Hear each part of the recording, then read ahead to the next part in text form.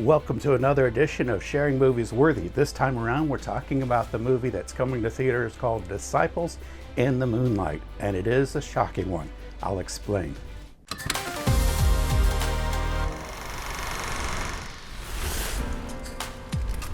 Welcome back to Sharing Movies Worthy. This time around, we're looking at Disciples in the Moonlight. It's kind of a mashup between National Treasure and God's Not Dead. It is a high intense drama, and it's made so because of the subject matter. Now, when they started writing this 10 years ago, they didn't know what they know now, and we'll talk about that.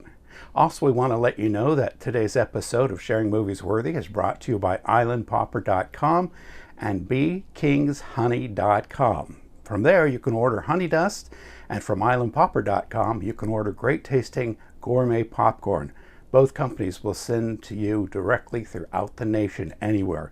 You're no longer without good tasting popcorn or something kind of special. Honeydust from bkingshoney.com. Now back to the movie. Well, it is very intense, and it stars and was directed by Brett Varvel. He says it's a special kind of movie.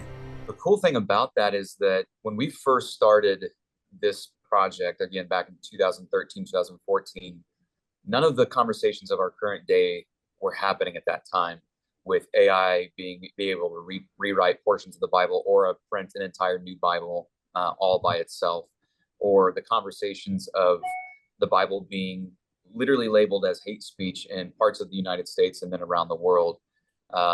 Josh Strakowski, the writer, he's a big World War II buff, and he combed through a lot of different things in history that where Christians had made mistakes of not standing up for their faith, not being bold about their faith.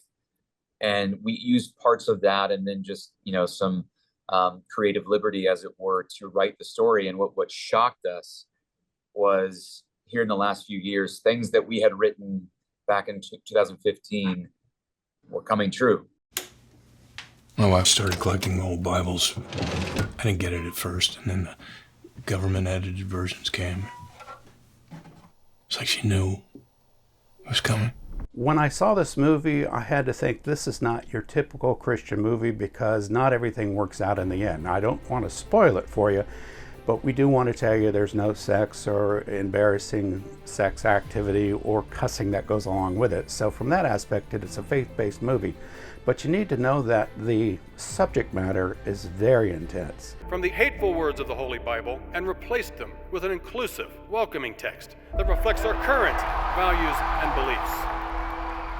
Honey, you see what's happening out there? They are chasing down every hint of the original Bible. So you're not gonna help him? It's just gonna end badly. Okay, well, maybe I'll go then. Honey, is this even possible? It's a risk we have to take. You're gonna need a really good team to pull this off. What happens in this land is that the Bible has been replaced with a less offensive book governed by the government, and some people are trying to get the real word to some real churches, and drama goes from there. Guys, this job is unlike anything we've ever done before.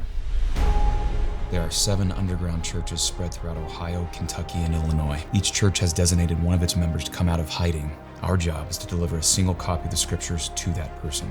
All while flying under the radar of Homeland Security. So if you want out, now's the time. I just don't think you've thought through the risks. Are you questioning everyone else like this? Everyone else is not my daughter. I'd warn you not to do it. Come on, Jim, I need you. Then you take it to them. Just leave us out of it. Maybe we should rethink this whole thing. No one does what we do. I didn't think it was gonna be like this. What'd you think it was gonna be like? Not this. People need the Bible, and I'm gonna get it to them. You just have to look no further than like Yemen to know that not everybody has the opportunity to read scripture. And after watching this, you're going to find yourself saying, hey, I want to take this a little more serious. So it's kind of a scared straight, because it could happen. In some countries, it is happening. So this is the premise for Disciples in the Moonlight. High quality movie, great acting, great storyline, if you like that sort of thing. Again, it's a mashup between National Treasure and God's Not Dead. So this is a worthy movie. We invite you to keep sharing the popcorn. Share this by liking and subscribing to it, and then also tell your friends about Sharing Movies Worthy. Until next time, share the popcorn and share movies worthy.